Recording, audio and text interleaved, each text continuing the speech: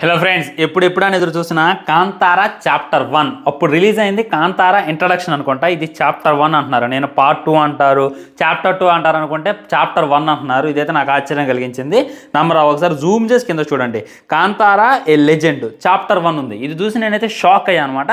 అంటే మనకి ఫస్ట్లో చూపించిందంతా కూడా ఇంట్రడక్షన్, ఇప్పుడు నుండి చాప్టర్ 1, చాప్టర్ 2, చాప్టర్ 3 ఈ విధంగా చాలా చాప్టర్స్ ఉండబోతున్నాయి అని చెప్పి క్లారిటీగా క్లుప్తంగా అర్థమవుతుంది. వీళ్ళైతే ఇవాళ ఒక అఫీషియల్ పోస్టర్ని రిలీజ్ చేశారు. ఇందులో చాలా డీటెయిల్ చెప్పారనమాట.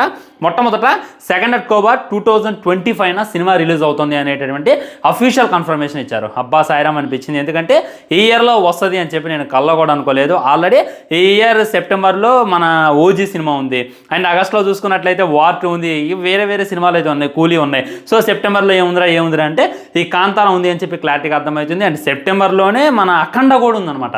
అఖండ, కాంతారా, ఓజీ ఒకే నెల బాబ్బా సినిమా పండగ అయితే ఉండబోతుంది. సో ఈ పోస్టర్లో చాలా డీటెయిల్స్ అయితే వీళ్ళు మనం ముందు పెట్టేటటువంటి ప్రయత్నం చేశారు. అవేంటి అనేటటువంటిది క్లారిటీగా క్లుప్తంగా మాట్లాడుకునేటటువంటి ప్రయత్నం చేద్దాం. మొట్టమొదట యాక్షన్ హీరో రిషబ్ శెట్టి తన యొక్క బాడీ ఎంత ఇంప్రూవ్ చేసిండు అనేటటువంటిది క్లారిటీగా క్లుప్తంగా కనపడుతుంది. అంటే కాంతారా మనలో చూసుకున్నట్లయితే కొద్దిగా బల్క్ ఉండేవాడు అనమాట, కానీ ఇందులో చూసుకున్నట్లయితే హెవీ మజిల్స్ పెంచిండు, బైసెప్స్ పెంచిండు, వేరే లెవెల్ ఉన్నాడు, లాంగ్ హెయిర్ కూడా పెంచిండు.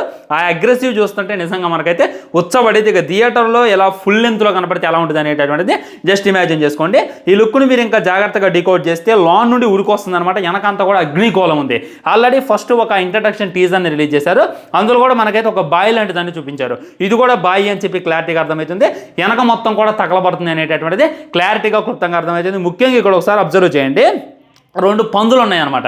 ఆల్రెడీ వారాహ రూపం, వారాహాలు 2 ఉన్నాయి. ఇందులో వీళ్ళు పందుల్ని, అడవి పందుల్ని వేటాడుకొని తినడం కూడా మనం చూడొచ్చు. అదేవిధంగా 2 పందులను అయితే ఇచ్చారు. అండ్ దీనికన్నా పక్కన 2 అడవి దున్నపోతులను కూడా పెట్టారనమాట. మన రిషబ్ శెట్టి చూసుకున్నట్లయితే అడవి దున్నపోతులతోనే ఎంట్రీ అయితే కాంతారాలో ఇస్తారనమాట. అదేవిధంగా ఇందులో అయితే పెట్టారు. అండ్ ఇంకా వెనక చూసుకున్నట్లయితే జనం ఉన్నారనమాట. వీళ్ళందరూ కూడా ఈటలు బల్లెలతో అయితే పోరాడుతున్నారు అని చెప్పి క్లారిటీగా అర్థమవుతుంది. వీళ్ళంతా కూడా నార్మల్ జనం, దాంట్లో అయితే మనం డౌట్ పెట్టుకోవాల్సిన అవసరం లేదు. సో ముందైతే ఇది పెట్టారు అనమాట. అండ్ ఇంకో వైపు చూసుకున్నట్లయితే మొత్తం సైన్యం ఉందన్నమాట. ఆ సైన్యం కూడా రాజుల సైన్యం లాగా ఉంది. వాళ్ళ దగ్గర గుర్రాలు ఉన్నాయి, బందూకులు ఉన్నాయి, వేరే లెవెల్ ఉన్నారు. అండ్ ముందు చూసుకున్నట్లయితే ఒక జింక పిల్ల పరిగెడుతుంది, వాళ్ళ ముందు ఒక టైగర్ ఉందన్నమాట. సో వీళ్ళంతా కూడా లైక్ దున్నపోతులు, వీళ్ళ యొక్క ఇది అనుకోవచ్చు, దున్నపోతులు యుద్ధం చేయడానికి వాడుతుంటే వీళ్ళు మట్టికి పులును వాడుతున్నారు అనేటటువంటి క్లారిటీగా అర్థమవుతుంది. ఇంకా పైన అబ్జర్వ్ చేసినట్లయితే మన రిషబ్ శెట్టి చూసుకున్నట్లయితే ఒకరిని కూర్చి పైకి అయితే లేపుతుండో, మోస్ట్ అగ్రెసివ్ అయితే కనపడుతుండో. ఈ రౌండ్ మొత్తంలో కూడా మనకు చూపించింది అదే.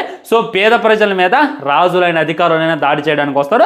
వాళ్ళందరినీ మన కాంతారా ది లెజెండ్ ఎలా రక్షించుండు అనేటటువంటిది సినిమా కాన్సెప్ట్ అని చెప్పి క్లారిటీగా క్లుప్తంగా అర్థమయ్యేలా ఈ యొక్క పోస్టర్ అయితే ఉందన్నమాట. ముఖ్యంగా లెఫ్ట్ సైడ్ గొడ్డలి, రైట్ సైడ్ అది, దాన్ని గుచ్చుకున్నటువంటి బాణాలు అంది కూడా వేరే లెవెల్ ఉన్నాయి. తను ధరించినటువంటి వస్త్రాలైనా, ఆ కత్తులైనా, ఆ ఈటలైనా ఇవన్నీ కూడా తను యుద్ధం చేయడానికి వాడేటటువంటి సామాగ్రి అని చెప్పి క్లారిటీగా అర్థమవుతుంది. నాకైతే రిషబ్ శెట్టిని చూసి వేరే లెవెల్ అనిపించింది అనమాట. నేనైతే ఈ సినిమా కోసం ఇగ్గల్లి వెయిట్ చేస్తున్నాను.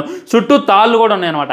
మరి ఆ తాళ్ళు ఏంది అనేటటువంటిది కూడా మనకైతే ముందు సినిమా చూసిన, టీజర్ చూసిన క్లారిటీగా అర్థమైతే. వీటన్నిటిలో నాకు బాగా హైలైట్ అనిపించింది ఏంటంటే రిషబ్ శెట్టి మట్టికే ఆ అగ్రెసివ్, ఆ కోపం, ఆ రక్తం పూసుకొని వేరే లెవెల్ కనపడుతుండో, ఆ చేతిలో ఉన్నటువంటి గొడ్డలు చూస్తుంటే క్లారిటీగా అర్థమవుతుంది. మనం ఇంకో మార్కో లాంటి సినిమా చూడబోతున్నాం. ఎందుకంటే మార్కో కూడా ఆ కన్నడ ఇండస్ట్రీ నుండి వచ్చింది. భయంకరమైనటువంటి రూత్లెస్ బ్లడ్ బాత్ని అయితే వచ్చేసా. ఇందులో దానికి 10 times బ్లడ్ బాత్ ఉండబోతుంది అని చెప్పి క్లారిటీగా అర్థమవుతుంది. సినిమా మొత్తం మీద క్లైమాక్స్ హైలైట్. సో ఆ క్లైమాక్స్ అయితే ఏ విధంగా ఉందో సినిమా మొత్తం కూడా అదే విధంగా ఉంటుంది అనేటటువంటిది రిషబ్ శెట్టి మనకు చెప్పడం. ఓన్లీ పార్ట్ 1 కోసం 10 కోట్ల మట్టికి ఖర్చు పెట్టిండు, 450 కోట్లు వసూలు చేసింది. కానీ పార్ట్ 2 కోసం 100 కోట్లు ఖర్చు పెడుతుండో, ఇంకెంత వసూలు చేస్తుంది అనేటటువంటిది వెయిట్ చేసి చూడాలన్నమాట. సో మీకు ఏ విధంగా అనిపించింది ఈ పోస్టర్, రిలీజ్ డేట్ మీద మీ యొక్క ఒపీనియన్ ఏంటి అనేటటువంటిది డెఫినెట్గా కింద కామెంట్ చేసేయండి. వీడియో లైక్ చేయండి, షేర్ చేయండి, ఛానల్ని సబ్స్క్రైబ్ చేసుకోవడం అసలు మర్చిపోవద్దు. బాయ్ బాయ్, నమస్కారం, వందే మాతరం.